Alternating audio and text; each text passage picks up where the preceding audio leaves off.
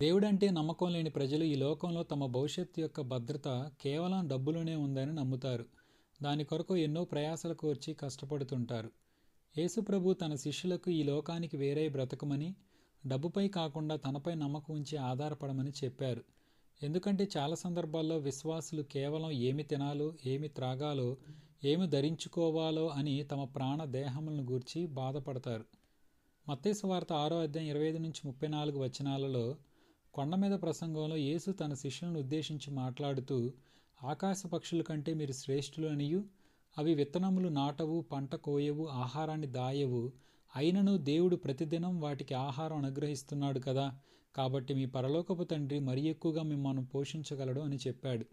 దాని అర్థం ఏ పని చేయకుండా సోమరి వలె ఉండమని కాదు గాని, భవిష్యత్తును గూర్చి ఆందోళన మరియు భయము లేకుండా దేవునిపై నమ్మకం ఉంచి తమ జీవితాన్ని కొనసాగించమని చెప్పాడు. 2వ దెస్సలోనికలు రాసిన పత్రిక 3:10 వచనం ప్రకారం, ఎవడైనను కష్టపడి సంపాదించుకుంటే వాడు భోజనం చేయటానికి కూడా అనర్హుడు.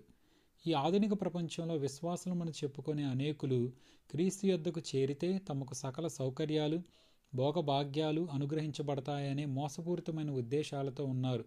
వారు తెలుసుకోవాల్సిన సంగతి ఏంటంటే, దేవుడు మన అవసరతలను తీరుస్తానన్నాడు కానీ తప్పుడు ఉద్దేశాలతో కూడిన మన కోరికలను కాదు. కాబట్టి క్రీస్తు యొక్క శిష్యునిగా ఉండగోరని ఎడల మన అనుదిన అవసరాల కొరకు పూర్తి విశ్వాసంతో ఆయన వైపు చూస్తూ మనలో ఉన్న అల్ప విశ్వాసాన్ని పారద్రోలుదాం. So have faith in your father, put him first, he will meet your needs.